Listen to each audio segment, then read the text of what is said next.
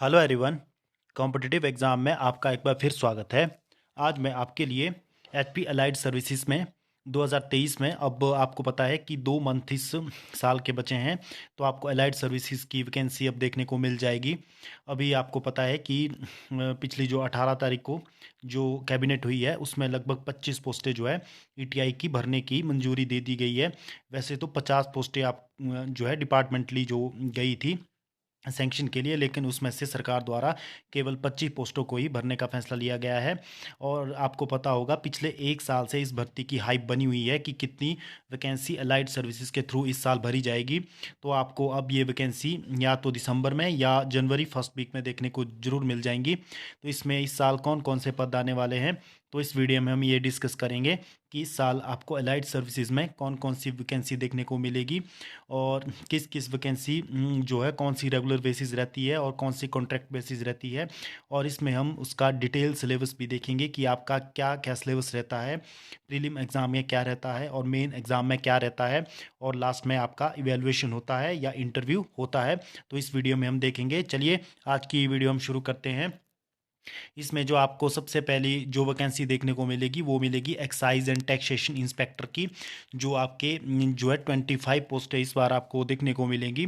और जो ये पोस्टें रहने वाली हैं ये रेगुलर बेसिस पे आपको देखने को मिलेगी। एक्साइज डिपार्टमेंट एक ऐसा डिपार्टमेंट है जिसमें जो भी वैकेंसी निकलती है वो आपको रेगुलर बेसिस देखने को मिलती है, चाहे वो क्लास 4 की जॉब हो चाहे वो जेओआईटी की हो। और एक्साइज एंड टैक्सेशन डिपार्टमेंट है, इसमें सभी भर्तियाँ रेगुलर होती हैं। तो 25 पोस्टें आपको देखने को मिलेगी और 10 इसमें क्लियर कट जनरल की हो सकती है, बाकी कैटेगरी में ये डिवाइड रहेंगी। तो दूसरी जो पोस्ट आपको देखने को मिलेगी वो मिलेगी पंचायत इंस्पेक्टर। पंचायत इंस्पेक्टर के आपको 7 पद देखने को मिलेंगे। और इंस्पेक्टर जो ग्रेड 1 रहने वाली है तो इसकी लगभग 3 पोस्टें आपको देखने को जरूर मिलेगी।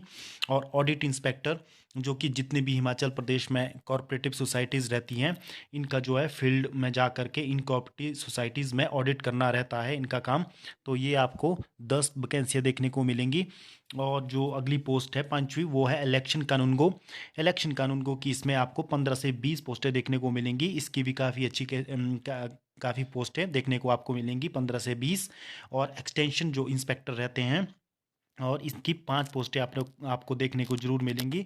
तो ये लगभग आपकी लगभग इसमें जो आपको ये पोस्टें देखने को इस साल मिलेंगी। और आप देख सकते हैं कि इस बार अलाइड सर्विसेज में आपको 50 से 60 पद देखने को मिलेंगे, जो कि या तो दिसंबर मंथ में आपको देखने को मिल जाएंगे या जनवरी फर्स्ट वीक में आपको ये पद देखने को मिल जाएंगे। अब हम इसमें देखते हैं कि इन पदों के लिए जो सिलेबस इस साल जो है क्या रहने वाला है। लेकिन लास्ट ईयर जो 2020 में एग्ज़ाम हुआ था तो उसमें सिलेबस कुछ और था, लेकिन इस साल एक हाइप बनी हुई है कि अलाइड सर्विसेज का जो सिलेबस है वो चेंज हो सकता है। तो उसमें क्या चेंजेस हो सकता है, अभी तो हम लास्ट ईयर 2020 में जो एग्ज़ाम हुआ था उसका क्या सिलेबस रहा था वो आपके साथ डिस्कस करेंगे। आप इसमें दे सकते हैं कि जो डिटेल सिलेबस है एग्ज़ाम का क्या रहेगा। आप यहाँ दे सकते हैं कि syllabus for the Himachal Pradesh subordinate allied services post of class 3 non gazetted examination. जो ये अलाइड सर्विसेज का जो आपकी पोस्ट रहती है ये आपके पास नॉन गेजेटेड पोस्ट रहती है क्लास 3 की। तो इसमें सिलेबस क्या रहता है, इसमें इन्होंने मेंशन किया है कि जो आपका प्रीलिम्स एग्ज़ाम रहता है वो 200 नंबर का रहता है। आप इसमें दे सकते हैं कि 200 marks, one each question of multiple choice answer for short listening to the candidate for the main examination the obtain the by the candidate in the screening test will be not be conducted for determining their final order of merit. तो इसमें जो आपका prelims का जो syllabus रहता है वो 200 marks का रहता है। और 200 मार्क्स का जो रहने पर इसकी कट ऑफ बनाई जाती है मेन एग्जामिनेशन के लिए, जिसमें आपके 20 टाइम्स 1 पोस्ट के हिसाब से, जैसे कि 50 पोस्ट एडवर्टाइज हो रही है तो 1000 कैंडिडेट को मेन एग्जामिनेशन के लिए कॉल किया जाएगा, बुलाया जाएगा कट ऑफ के हिसाब से। यहाँ इन्होंने मेंशन किया है कि the number of candidate to be called for main written examination will be 20 time of the total number of post advertised. The candidate having been declared qualified in the screening test will be entitled for admission to the main written examination consisting of 3 papers the candidate shall have to pass all 3 subjects. यानी कि जो आपका prelims होगा उसके cut off के base पर एक post के ऊपर 20 टाइम्स कैंडिडेट को मेन एग्जामिनेशन के लिए बुलाया जाएगा, और मेंस में आपके 3 पेपर होंगे और तीनों पेपरों में आपको पास होना अनिवार्य है, तभी आपका फर्दर नेक्स्ट प्रोसेस के लिए इवैल्यूएशन के लिए आपको कंसीडर किया जाएगा। तो इसमें हम देखते हैं कि कौन कौन से आपके ये 3 पेपर होने वाले हैं जो मेन एग्जामिनेशन में आपका रहेगा। The candidate who are declared qualify in the screening test shall be required to submit requested document in support of their eligibility for main written examination separately on the prescribed application form, which will be uploaded on the official website of the commission after the declaration of result of screening test। यानी कि जैसे ही आपका screening test का result आ जाता है तो आपको जो है मेंशन डॉक्यूमेंट जो है उनको कमीशन की वेबसाइट पर अपलोड करके मेन एग्जामिनेशन के लिए आप बैठ सकते हो। तो there are will be the following subject of the main examination. आपके मेन जो एग्ज़ाम होता है इसमें 3 पेपर रहते हैं, जिसमें आपका जो पहला पेपर है वो है इंग्लिश कन्वेंशनल जो कि 150 मार्क्स का रहता है, और दूसरा पेपर है हिंदी कन्वेंशनल जो 150 मार्क्स का ये भी रहता है, और 200 मार्क्स का आपका जनरल नॉलेज रहता है। तो ये लगभग आपके 500 मार्क्स का ये आपका मेन एग्जामिनेशन रहता है। तो मेन में से अगर यदि आप 250-60 तक मार्क्स ले लेते हो तो आपका सिलेक्शन इसमें अच्छी तरह से डन हो जाता है। तो ये आपका सिलेबस इसमें रहने वाला है, आप इसमें डिटेल सिलेबस दे सकते हैं। इन्होंने syllabus for the screening test के लिए आपको बताया है कि आपको क्या क्या इसमें सिलेबस में पढ़ना पड़ेगा। जैसे कि आप इसमें दे सकते हैं कि 60 मार्क्स इन्होंने मेंशन किया है history, geography and social economic development of Himachal Pradesh. यानी कि आपको हिमाचल प्रदेश का जो जीके है वो 60 मार्क्स का रहेगा, जिसमें आपको हिमाचल प्रदेश की history, geography, social economic development of Himachal Pradesh ये सब पढ़ना पड़ेगा। ये आपको 60 मार्क्स का आएगा। और दूसरा इन्होंने मेंशन किया है knowledge of current event of national and international importance and such matter of everyday observation and experience in their scientific aspect as many be expected of an educated person who has not made a special duty for any scientific subject। यानी कि आपको जो है current affair national international का पढ़ना पड़ेगा, वो 60 marks का रहेगा। आप देख सकते हैं कि इन 2 सब्जेक्ट की वेटेज 120 मार्क्स की रहेगी।